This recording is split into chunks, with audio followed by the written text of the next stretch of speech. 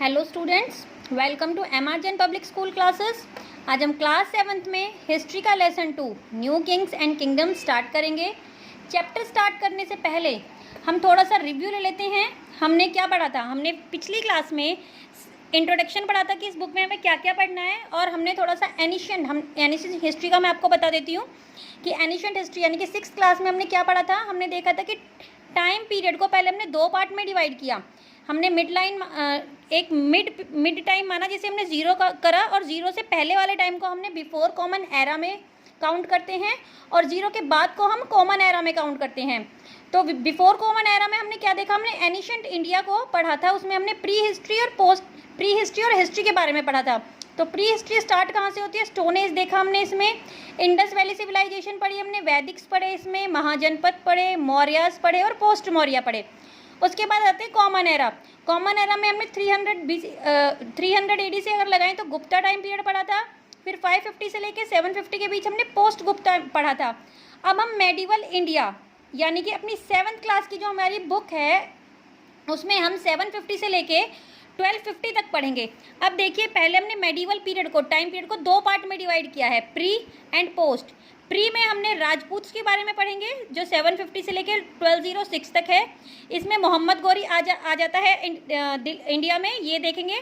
फिर पोस्ट को भी हमने 2 पार्ट में डिवाइड किया है, 1206 से लेके 1857 तक। इसमें हम दिल्ली सल्तनत पढ़ेंगे और मुगल एम्पायर पढ़ेंगे।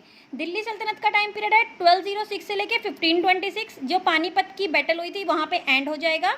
और मुगल एम्पायर 1526 से लेके 1857, यानी कि यहाँ पे बैटल ऑफ पानीपत से दिल्ली सल्तनत एंड और मुगल एम्पायर स्टार्ट हो जाएगा। अब देखिए, हम अपने चैप्टर की तरफ फोकस करते हैं। तो इसमें हम देखेंगे 750 से लेके 1000 और 1000 से लेके 1200 तक हम पूरा इसमें टाइम पीरियड डिस्कस करेंगे। इसमें बहुत सारी न्यू डायनेस्टीज इमर्ज हुई थी आफ्टर 7th सेंचुरी। तो मैंने ये 2 इंडिया के मैप बनाए हैं।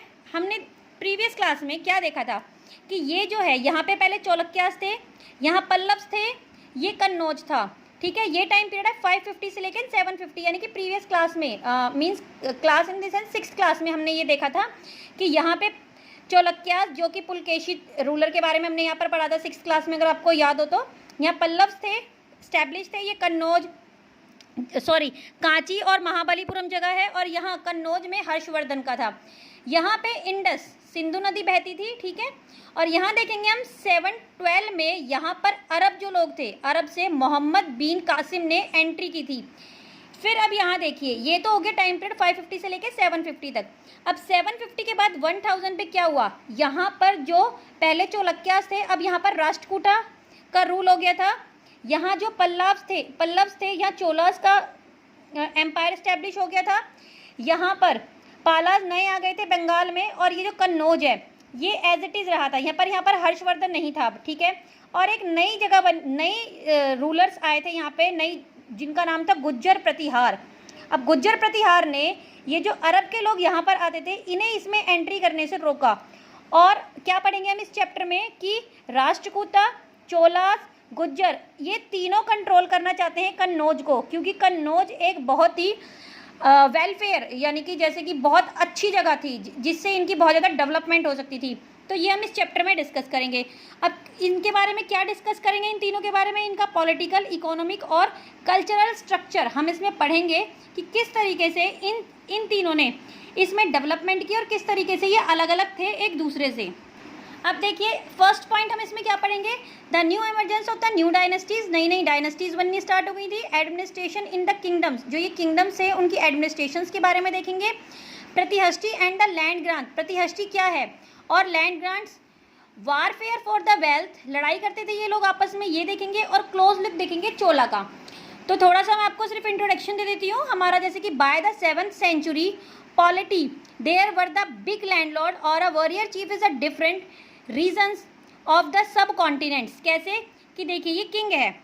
अब किंग क्या था?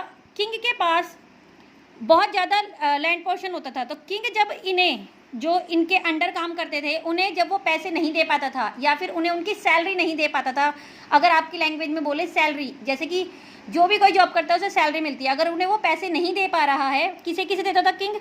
ऑफिशियल्स ऑफिसर्स को देता था, जो भी ये एडमिनिस्ट्रेटिव वाला सारा काम देखते थे। देखिए हमने ये देखा था ना second point, administration in the kingdom. जो भी किंग के अंडर में वर्क करेगा, किंग उन्हें पैसे देगा। जितनी भी आर्मी वो अपने अंडर कंट्रोल में रखेगा। आर्मी किस लिए रखेगा? प्रोटेक्शन के लिए, दूसरे के ऊपर अटैक करने के लिए। उन्हें किंग को पैसे देने पड़ते थे और लैंडलॉर्ड को पैसे देने पड़ते थे और ब्राह्मण्स को भी।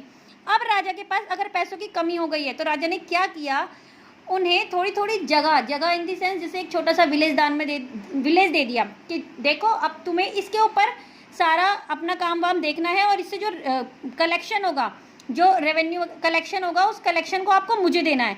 तो इस तरीके से राजा ने इन्हें थोड़ी थोड़ी ज़मीन देनी स्टार्ट कर दी, लैंड वाला पोर्शन देना स्टार्ट कर दिया। Existing kings acknowledge them as they are the subordinate as a samantas. Work of samantas bring gifts of their kings और द ओवरलॉर्ड्स। अब क्या हुआ, इन्हें एक पोजीशन प्रोवाइड करा दी गई सामंत की। अब ये लोग क्या करते थे, राजा को इन्होंने गिफ्ट्स वगैरह भी देने स्टार्ट कर दिए थे। Be present at there court and provide them with the military support. अब ये राजा को मिलिट्री सपोर्ट भी देने लगे और प्रेजेंट्स भी देने लगे उनके कोर्ट में जाके। तो how they can two powers. तो ये जो लोग थे, ये जो सामंत बन चुके थे, अब एक लैंड पोर्शन के एक अपने कंट्रोल में कर लिया था तो उन्हें सामंत का नाम दिया गया था। सामंत जो ये बन गए थे, अब ये पावरफुल कैसे हुए, तो samanta gain the power and wealth. Samanta बहुत ज़्यादा पावरफुल बनते जा रहे थे, उन्होंने गेन करनी स्टार्ट कर दी थी। तो दे डिक्लेयर देमसेल्फ टू महासामंत। अब इन्होंने खुद को महासामंत डिक्लेयर कर दिया कि अब हम सामंत नहीं रहे, हम महासामंत रहे हैं। हमें किसी की प्रोटेक्शन की नीड नहीं है, हम खुद अपने आप को प्रोटेक्ट कर सकते हैं।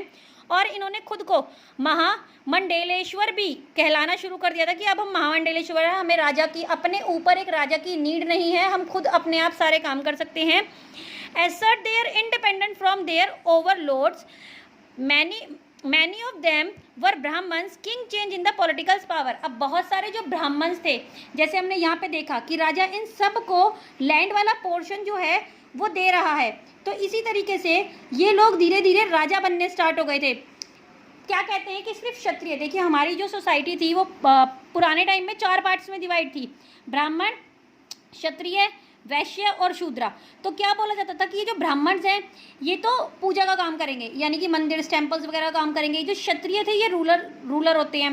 वैश्य जो है वो इनके अंडर काम करेंगे और शूद्रा जो है वो लोअर कास्ट को बोला जाता था कि अनटचेबिलिटी के अंदर इंक्लूड किया जाता था। लेकिन अब जब ब्राह्मण्स को भी एक लैंड पोर्शन, एक विलेज दान में मिल रहा है तो वो वहाँ का रूलर बनेगा।